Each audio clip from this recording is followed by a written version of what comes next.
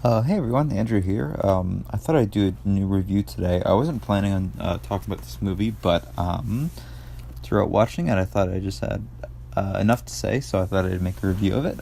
So hopefully you guys are entertained.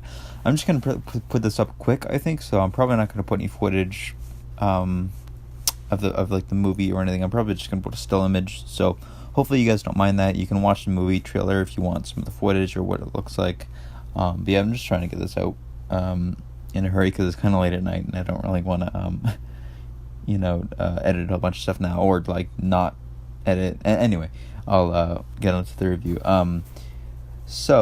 Blue is the Warmest Color is a movie that came out in 2013. It's been on my watch list for a little while now, and I thought I'd get around to seeing it. So overall, really good. Actually, I really like it. I think I'm coming out of it thankful that I watched it. So it's, to go over the premise really quickly for anyone that doesn't know, it's about two girls in France. It's a foreign movie. It's all subtitled. Basically, throughout the first part of the story, Adele is not really satisfied with like dating other people, and she dates boys that she thinks she likes, but she just feels confused for a little while, and then she is rejected by this other girl that she likes, so she's not really sure if she's attracted to women yet.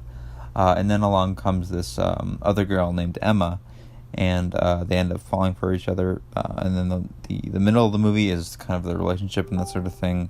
And then the end of the movie is like the deterioration of that a little bit. So yeah, getting into some of my notes here. The acting is really good between the lead actresses. I'm gonna apologies if I butcher these names, but I'll try to do the best I can.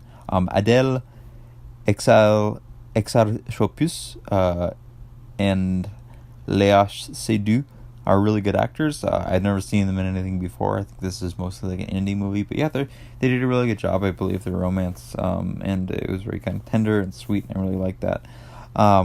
One thing that I'm kind of like lukewarm on is there are a lot of close-up shots in this movie, and sometimes they do work, and they show a lot of like intense emotion, and there's a lot of shots where I think they work really well, but then sometimes there's things going on in the scene, like when there was a fight, or like when people were talking at a party. It gets a little irritating at times. Nothing too bad, but it can be a little frustrating. But for emotional scenes, the close-up shots work really well. And then I was going to say I might spoil a little bit here, but I think it's integral to talking about the movie, so leave now if you want to see the movie. Would recommend it. I don't really give a rating yet because I'll say that for the end, but yeah, if you want to stop at this point, go ahead. But anyway, so yeah, the later half of the movie kind of perfectly encapsulates the feeling of regret and sadness that comes after you cheat on someone.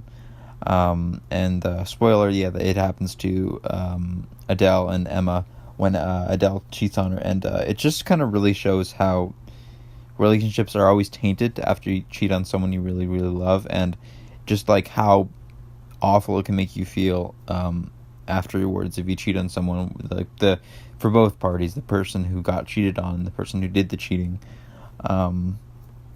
But yeah, that was the scene really hit me when they broke up, because up to that point I was like, the acting is really good, yeah, but like specifically for that scene I was like, this is really fantastic acting. Like, I believed every word that Adele was saying, and it was really good. Just a fantastic scene, and I really envy the actresses because they both did a really great job. And one funny thing is that I noticed that Adele's name isn't changed. The actress's name is Adele, and in the movie she plays a girl named Adele, and I think that was done on purpose. I remember hearing a little bit of something in an interview say that was done on purpose. But let's see what else. Some scenes were a little long and boring, I'll admit. I didn't like the entire movie, but for the most part it was really, really good.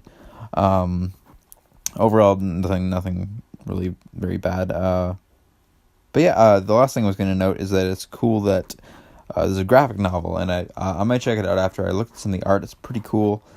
I did see somewhere that some artistic liberties were taken with this adaptation, so that'd be interesting to see what the difference is. I saw at the end of the movie, if I remember correctly, it said like the end of chapter 1 and 2, I think. But yeah, if you're not really into foreign movies too much, I would really give it a try. I think this movie's worth it. The subtitles aren't really that distracting, and I didn't really mind it too much. Partly because I speak a little bit of French, so it wasn't too bad, so I can kind of understand what's going on. One thing is, I don't know if it was like specifically the subtitle version I watched, but sometimes you don't get the full extent of what the characters are saying in the subtitle version, but it does a pretty good job. But yeah, if you don't speak French, then there's not really any other way to watch it. So, but yeah, good acting, good cinematography. Yeah, I'd recommend it. Out of 10, I'd probably give it like an 8 or a strong 7.5. Yeah, so go see the movie Blue Is The Warmest Colour if you thought this was interesting, and hope you enjoyed. Have a nice day, everyone.